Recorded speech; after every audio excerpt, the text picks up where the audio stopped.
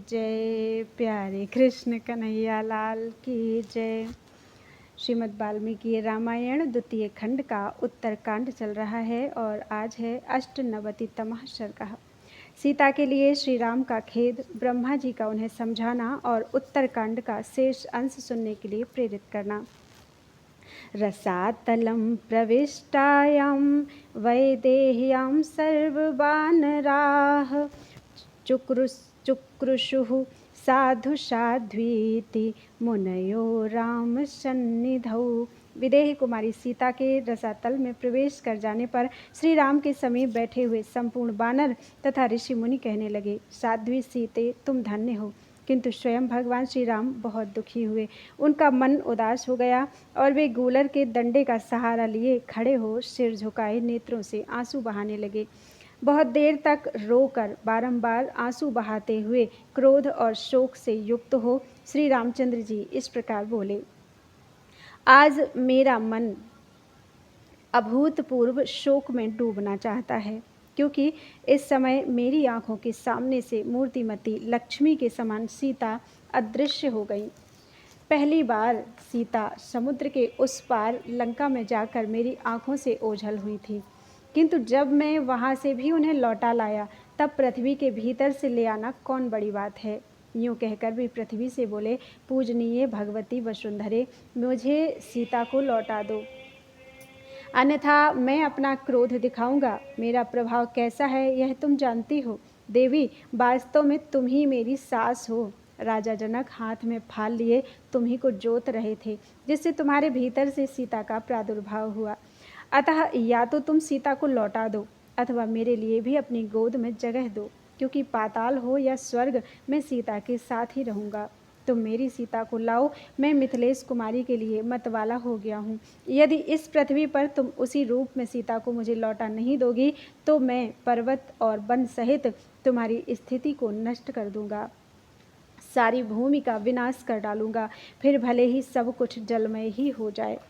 श्री रघुनाथ जी जब क्रोध और शोक से युक्त हो इस प्रकार की बातें कहने लगे, तब देवताओं सहित ब्रह्मा जी ने उन रघुकुल नंदन श्री राम से कहा,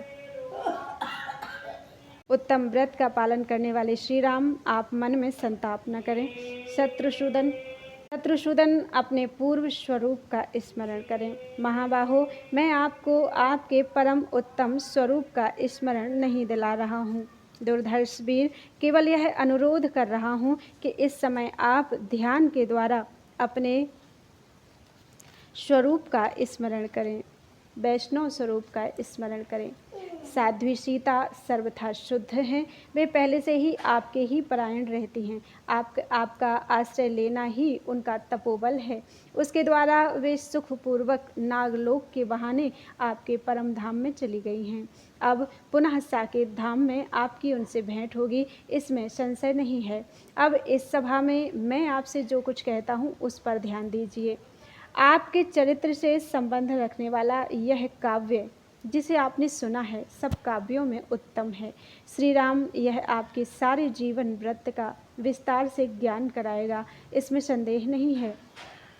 वीर, आविर्भाव काल से ही जो आपके द्वारा सुख दुखों का स्वेच्छा से सेवन हुआ है उसका, तथा सीता के अंतर्धान होने के बाद जो भविष्य में होने वाली बातें हैं उनका भी महर्षि वाल्मीकि ने इसमें पूर्ण रूप से वर्णन कर दिया है। श्री राम यह आदि काव्य है। इस संपूर्ण काव्य की आधारशिला आप ही हैं। आपके ही जीवन वृत्तांत को लेकर इस काव्य की रचना हुई है। रघुकुल की शोभा बढ़ाने वाले आपके सिवा दूसरा कोई ऐसा यशस्वी पुरुष नहीं है जो काव्यों का नायक होने का अधिकारी हो। देवताओं के साथ मैंने पहले आपसे संबंधित इस संपूर्ण काव्य का श्रवण किया है। यह दिव्य और अद्भुत है, इसमें कोई भी बात छिपाई नहीं गई है। इसमें कही गई सारी बातें सत्य हैं। पुरुष सिंह रघुनंदन, आप धर्मपूर्वक एकाग्र चित्त हो भविष्य की घटनाओं से युक्त शेष रामायण काव्य को भी सुन लीजिए। महायशस्वी एवं महातेजस्वी श्री राम, इस काव्य के अंतिम भाग का नाम उत्तरकांड है। इस उत्तम भाग को आप ऋषियों के साथ सुनिए। काकुत सद्वीर रघुनंदन, आप सर्वोत्कृष्ट राजर्षि हैं, अतः पहले आपको ही यह उत्तम काव्य सुनना चाहिए, दूसरे को नहीं। इतना कहकर तीनों लोकों के स्वामी ब्रह्मा जी देवताओं एवं उनके बंधु बांधवों के साथ अपने लोक को चले गए। वहाँ जो ब्रह्मलोक में रहने वाले महातेजस्वी महात्मा ऋषि विद्यमान थे, वे ब्रह्मा जी की आज्ञा पाकर भावी वृत्तांतों से युक्त उत्तरकांड को सुनने की इच्छा से लौट आए।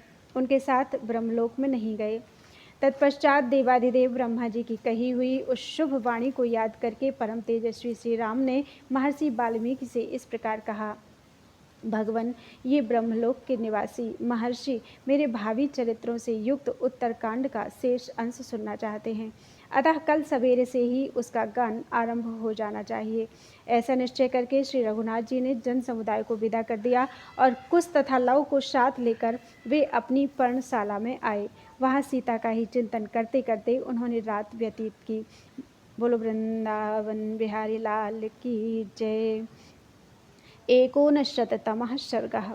सीता के रसातल प्रवेश के पश्चात श्री राम की जीवनचर्या, राम राज्य की स्थिति तथा माताओं के परलोक गमन आदि का वर्णन।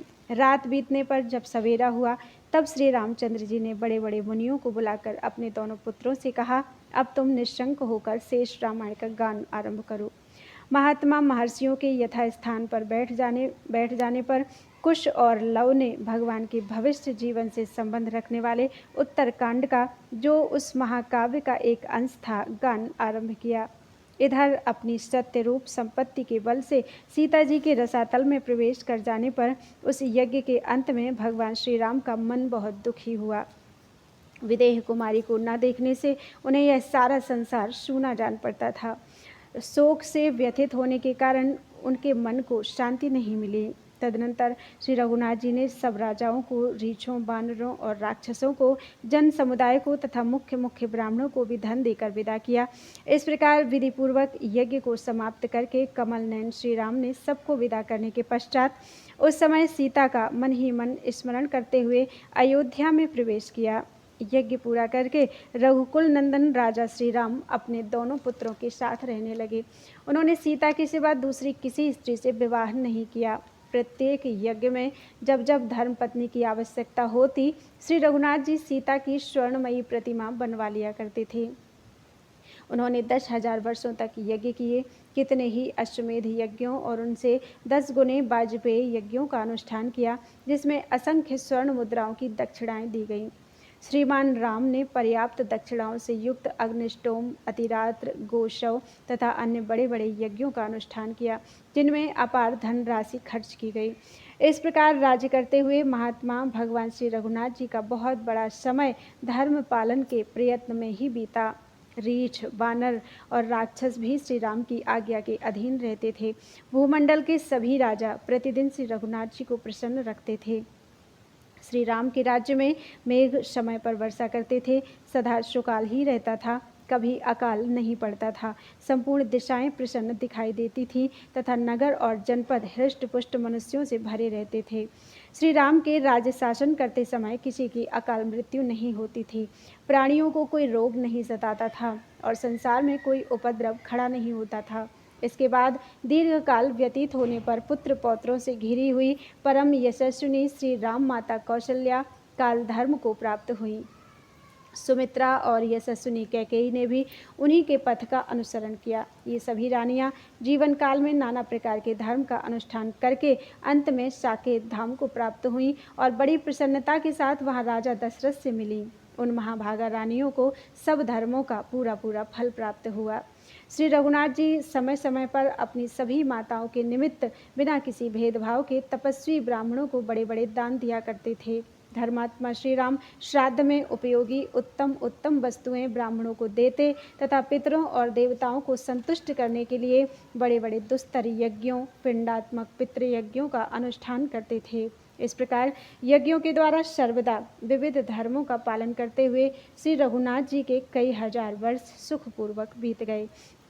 इत्यार्षे श्रीमद् रामायणे वाल्मीकि आदि काव्ये उत्तरकांडे 19तमः सर्गः। इस प्रकार से वाल्मीकि निर्मित आर्ष रामायण आदि काव्य के उत्तरकांड में 99वां सर्ग पूरा हुआ। 100तमः सर्गः। कैकय देश से ब्रह्मर्षि गार्ग का भेंट लेकर आना और उनके संदेश के अनुसार श्री राम की आज्ञा से कुमारों सहित भरत का गंधर्व देश पर आक्रमण करने के लिए प्रस्थान। कुछ काल के पश्चात कैकई देश के राजा युधाजित ने अपने पुरोहित अमित तेजस्वी ब्रह्मर्षि गार्ग्य को, जो अंगिरा के पुत्र थे, महात्मा श्री रघुनाथ जी के पास भेजा। उनके साथ श्री रामचंद्र जी को परम उत्तम प्रेमोपहार के रूप में अर्पण करने के लिए उन्होंने 10,000 घोड़े, बहुत से कंबल, कालीन और शाल आदि नाना प्रकार के रत्न, विचित्र विचित्र सुंदर वस्त्र तथा मनोहर आभूषण भी दिए थे। परम बुद्धिमान श्रीमान राघवेंद्र ने जब सुना कि मामा अश्वपति पुत्र युधाजित के भेजे हुए महर्षि गार्ग्य बहुमूल्य भेंट सामग्री लिए अयोध्या में पधार रहे हैं, तब उन्होंने भाइयों के साथ एक कोष आगे बढ़कर उनकी अगवानी की और जैसे इंद्र बृहस्पति की पूजा करते हैं, उसी प्रकार महर्षि गार्ग्य का पूजन किया। इस प्रकार महर्षि का आदर सत्कार करके उस धन को ग्रहण करने के पश्चात उन्होंने उनका तथा मामा के घर का सारा कुशल समाचार पूछा। फिर जब वे महाभाग ब्रह्मर्षि सुंदर आसन पर विराजमान हो गए, तब श्री राम ने उनसे इस प्रकार पूछना आरंभ किया।